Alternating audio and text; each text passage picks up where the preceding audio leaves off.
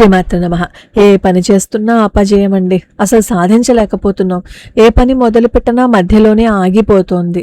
అసలు ఏ పని ముందుకు వెళ్ళటం లేదు అని అనుకునేవాళ్ళు ఎవరైనా సరే, అది ఏ పనైనా సరే, సుందరకాండలో 56వ సర్గ గనక పారాయణ చేసినట్లయితే కార్యసిద్ధి జరిగిపోతుంది అన్నమాట. సుందరకాండలో ఆంజనేయ స్వామి వారి ప్రయాణం మన అందరి జీవిత ప్రయాణానికి ఒక నిదర్శనం. లంకను దహించిన తర్వాత సీతమ్మ వారు ఏమయ్యారు అని ఆంజనేయ స్వామి వారు భయపడతారు. ఆ తల్లి క్షేమ సమాచారం తెలుసుకున్న తర్వాత ఊపిరి పీల్చుకుంటారు. కానీ ఆయన అక్కడితో ఆగిపోలేదు. ఆయన వెళ్లే ముందు మళ్ళీ ఒకసారి సీతమ్మ దగ్గరకు వెళ్ళి చూసి రావాలి అని నిర్ణయించుకుంటారు. ఆ అద్భుతమైన ఘట్టమే ఈ సర్గ. ఆంజనేయ స్వామి వారు అశోకవనానికి వెళ్ళి సిన్సుపా వృక్షం కింద కూర్చున్న సీతమ్మను చూస్తారు. అమ్మ క్షేమంగా ఉండడం చూసి ఆయన ఆనందానికి అవధులు లేవు. సీతమ్మకు నమస్కరించి, తల్లి, ఈ క్షేమం చూసి ధన్యుడినయ్యాను అని చెప్తారు. సీతమ్మ కూడా ఆంజనేయ స్వామి వారిని ఆశీర్వదిస్తారు.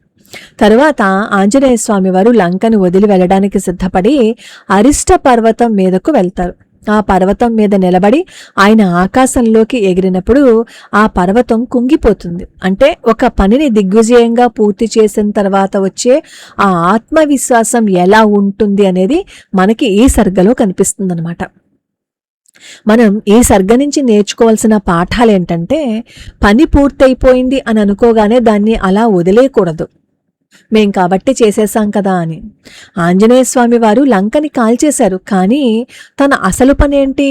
సీతమ్మను చూడడం. అందుకే మళ్ళీ వెళ్ళి నిర్ధారించుకున్నారు. అంటే మనం కూడా మన పనుల్లో రీచెక్ చేసుకోవాలి. పని అయిపోయిన తర్వాత అయిపోయింది కదా అని వదిలేయకూడదు. అలాగే వెళ్లే ముందు సీతమ్మకి నమస్కరించారు. అలా నమస్కరించడం ద్వారా ఆంజనేయ స్వామి వారి తన వినయాన్ని, కృతజ్ఞతని చాటుకున్నారు. విజయం సాధించినప్పుడు గర్వం కంటే వినయం ఉండాలి అని మనకి ఈ సర్గ చెప్తోంది. అయితే ఎవరైతే తమ పనుల్లో పదే పదే విఘ్నాలు ఎదుర్కొంటారో వాళ్ళు ఈ 56వ సర్గ గనక పారాయణం చేస్తే కార్యసిద్ధి కలుగుతుంది. ఒక భక్తుడు ఒక పనిని మొదలుపెట్టుకున్నట్ట. ఎన్నిసార్లు మొదలుపెట్టిన ఆ పని మధ్యలోనే ఆగిపోతుంటే అప్పుడు ఒక పండితుడు చెప్పారట, నువ్వు 56వ సర్గ పారాయణ చెయ్యి అని. అలా ఆయన 56వ సర్గ పారాయణ చేసిన తర్వాత ఎన్ని ప్రయత్నాలు చేసినా ముందుకు వెళ్ళని ఆ పని ఈ 56వ సర్గ పారాయణ చేసిన తర్వాత అయిపోయింది. ఆంజనేయ స్వామి వారు ఎలా అయితే సీతమ్మను చూసి ధైర్యంగా వెనక్కి వచ్చారో, ఈ భక్తుడికి కూడా ఆగిపోయిన పని దిగ్విజయంగా పూర్తయిపోయింది. అంటే మళ్ళీ ఆ పనిని సాధించగలము అనే నమ్మకాన్ని మనకి ఈ సర్గ ఇస్తుందన్నమాట. ఆగిపోయిన పనులు లేదా అసంపూర్తిగా ఉన్న పనులు తొందరగా పూర్తయిపోతాయి ఈ పారాయణ చేస్తే, 56వ సర్గ పారాయణ చేస్తే. ఏదైనా పొరపాటు చేశామేమో అన్న భయం పోతుంది, ఆత్మవిశ్వాసం పెరుగుతుంది. అలాగే దూరమైన బంధువులు లేదా స్నేహితులు మళ్ళీ కలిసే అవకాశం ఉంటుందన్నమాట ఈ 56వ సర్గ పారాయణ చేస్తే. ఉదయాన్నే లేచి స్నానం చేసిన తర్వాత ఆంజనేయ స్వామి వారికి సింధూరము లేదా ఎర్రటి పూలతో పూజ చేయాలి. సీతారామ లక్ష్మ హనుమంతులకు నమస్కారం చేసుకుని ఈ సర్గ పారాయణ చెయ్యాలి. నైవేద్యంగా అరటిపండు లేదా బెల్లం సమర్పణ చేసుకోవచ్చు. ఆంజనేయ స్వామి వారు లంకను వదిలి రాముడి వైపు ప్రయాణం మొదలుపెట్టినట్లే మనలో ఉన్న నెగిటివిటీ ఏదైతే ఉందో దాన్ని వదిలిపెట్టేసి మనం విజయం వైపు ప్రయాణం చేద్దాం. విదేశాల్లో కానీ, కోర్టు కేసుల్లో కానీ ఎక్కడైనా సరే చిక్కుకుపోతే సురక్షితంగా వెనక్కి రావడానికి ఈ సర్గని చదవాలి.